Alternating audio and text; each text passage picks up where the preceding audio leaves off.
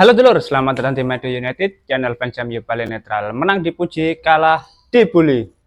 Di video kali ini kita akan melakukan preview pertandingan Manchester United melawan Nottingham Forest di ronde ke-15 kompetisi Premier League. Nah ini udah mulai Boxing Day ya, kemarin baru lawan Arsenal, sekarang sudah tanding lagi melawan Nottingham Forest.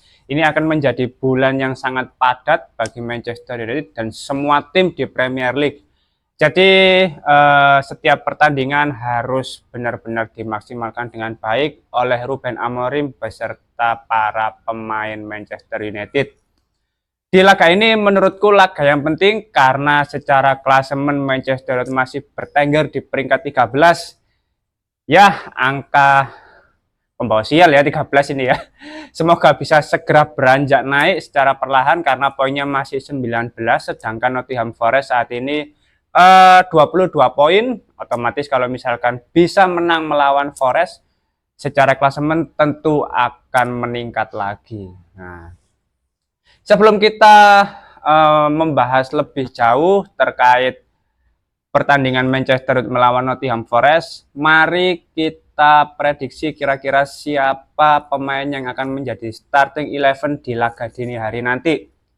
Sebenarnya cukup sulit ya teman-teman, mengingat Ruben Amorim ini selalu sulit diprediksi untuk starting 11-nya. Memang saat ini Ruben Amorim ini selalu melakukan rotasi pemain, selain mendapatkan menit bermain yang sama di antar pemain, juga menjaga kebugaran masing-masing pemain untuk menghindari cedera-cedera yang bisa mengganggu performa dan jalannya pertandingan di pekan-pekan berikutnya. Maka dari itu sampai saat ini semua pemain yang turun sebagai starting 11 itu selalu tidak bisa diprediksi. Selalu ada saja gebrakan-gebrakan baru dari Ruben Amorim. Kombinasi-kombinasi yang belum pernah kita lihat sebelumnya. Tapi di pertandingan kali ini coba kita perkirakan ya, yang menjadi starter di pertandingan dini hari nanti dimulai dari penjaga gawang. Tentu Andre Onana seperti biasa, nggak ada yang lain. Terus di lini pertahanan kemungkinan nggak berbeda jauh. Pakemnya dimulai dari back tengah kanan ada Noussair Mazraoui. Lalu untuk back tengah ada Matthijs de Ligt dan back tengah kiri ada Lisandro Martinez. Karena dia sudah bisa bertanding lagi ya Lisandro Martinez, kemarin absen karena akumulasi kartu kuning. Sedangkan untuk wingback kanan ada Amad Diallo, menurutku itu sudah menjadi tempat khusus ya bagi Amad Diallo untuk wingback kanan. Lalu untuk wingback kiri aku melihat ada Diogo Dalot ya, yang kemungkinan akan tampil sebagai starter. Sedangkan untuk duet gelandang tengah ada Manuel Ugarte dan Kobbie Mainoo. Selanjutnya untuk lini serang dimulai dari penyerang kanan, sebenarnya agak sulit ya. Pilihan antara Marcus Rashford dan Alejandro Garnacho, karena gimana ya, dua-duanya ini kekurangannya cukup fatal gitu loh. Marcus Rashford males untuk melakukan track back, Alejandro Garnacho ya keseringan back pass, visinya masih sangat kurang, terus dribblingnya jarang kali lolos. Aduh. Tapi untuk pertandingan kali ini mungkin lebih cocok Marcus Rashford yang tampil sebagai starter. Sedangkan untuk penyerang kiri aku melihat Bruno Fernandes harusnya bisa di posisi tersebut, karena mungkin kalau untuk posisi gelandang tengah dia secara stamina memang oke untuk bantu penyerangan, untuk transisi ke bertahan dia masih kuat lah fisiknya. Tapi atribut Bruno Fernandes ini dari sisi ofensifnya, dari sisi menyerangnya itu kurang terlihat kalau berada di gelandang tengah. Beda lagi kalau dia lebih maju lagi posisinya sebagai gelandang serang, attacking midfielder atau sebagai penyerang kiri, itu masih terlihat kualitasnya. Lebih banyak bantu untuk menciptakan peluang-peluang, umpan-umpan kunci, crossing ke dalam kotak penalti itu masih sering terlihat. Tapi kalau untuk gelandang tengah ya itulah yang terjadi kalau misalkan Bruno berposisi sebagai gelandang tengah. Jarang peluang yang tercipta. Shot-shot yang mengarah ke gawang juga lebih minim gitu loh, dan terbukti di beberapa pertandingan terakhir. Sebenarnya ini masih PR juga ya bagi Ruben Amorim untuk menentukan siapa starting 11 terbaiknya gitu loh dengan skema 3-4-3. Ya semoga satu persatu bisa menemukan performa terbaiknya ya sesuai dengan posisi terbaik di dalam skema 3-4-3. Dan terakhir untuk striker utama kita Rasmus Højlund yang akan mengisi posisi tersebut. Mungkin itu untuk prediksi susunan pemain yang akan menjadi starting 11 di pertandingan dini hari nanti saat melawan Nottingham Forest. Selanjutnya kalau kita lihat di 5 pertandingan terakhir masing-masing tim, ini kalau kita lihat Manchester United memang di minggu ini baru saja mengalami kekalahan. Tapi yang dilawan kan Arsenal dengan set piece-nya yang luar biasa mengerikan ya. Bahkan dari musim lalu Arsenal sudah mencetak 22 gol lewat skema set piece.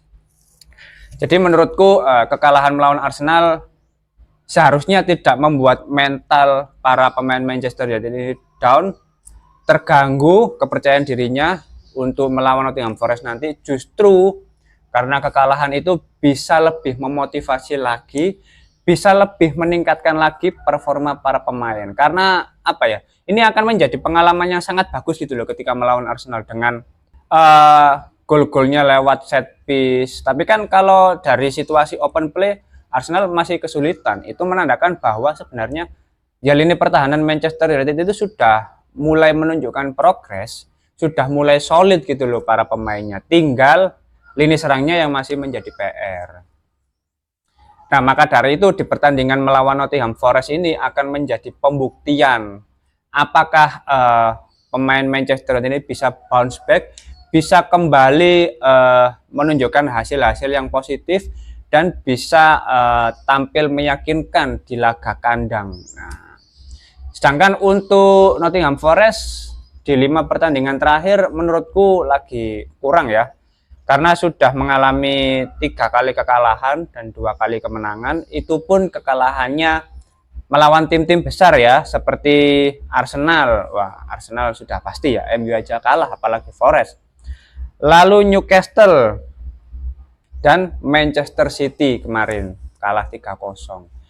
Padahal di awal musim Nottingham Forest ini sempat menjadi apa ya, kayak kuda hitam lah di Premier League, karena beberapa kali di awal pertandingan itu meraih kemenangan gitu loh. Bahkan untuk saat ini kan total sudah ada 6 kemenangan ya, 6 kemenangan, 4 imbang dan 4 kali kekalahan dengan perolehan 22 poin dan bertengger di peringkat 7.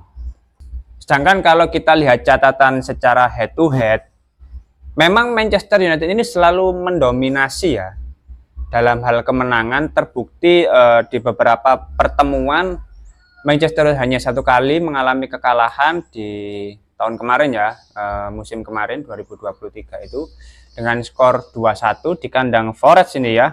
Tapi sisanya ya Manchester United bisa menang meyakinkan gitu loh saat pertemuannya dengan Nottingham Forest. Sebenarnya dari sini kita bisa melihat bahwasannya kalau kita bicara soal peluang, Manchester United lebih besar peluangnya untuk memenangkan pertandingan.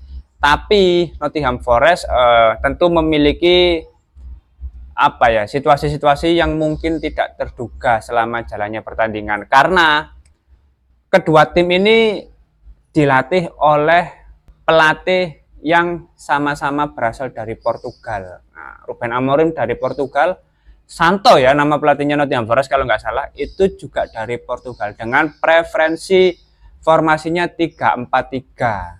Pelatih Nottingham Forest ini. Tapi penerapannya dan beberapa pertandingan terakhir ini dia menggunakan skema 4-2-3-1. Tapi ketika jalannya pertandingan semua masih bisa berubah, masih bisa menyesuaikan dengan kondisi yang ada. Maka dari itu ini akan menjadi pertandingan yang sangat penting, sangat menarik, sama-sama pertandingan antar pelatih Portugal. Apalagi Nottingham Forest juga ada mantan pemain Manchester United ya, Anthony Elanga yang berposisi sebagai winger kanan. Memang performanya lagi bagus-bagusnya ya Elanga di Forest ini. Dulu dibuang karena jarang mendapatkan menit bermain aja ya. Padahal secara performa ya juga lumayan oke. Tapi sekarang nggak butuh lah, sudah ada Amad Diallo yang kualitasnya jauh lebih bagus lagi menurutku ya dibandingkan Elanga ini. Menurutku di pertandingan ini kalau dari sisi Nottingham Forest memang dia secara penampilan itu lebih terbuka ya, lebih banyak menyerangnya, hampir sama dengan Ipswich. Mereka mengincar gol-gol awal ya, karena terbukti di musim kemarin Manchester United saat kalah melawan Nottingham Forest itu keteteran banget, terutama di lini pertahanan, tidak bisa mengimbangi tempo dari Nottingham Forest.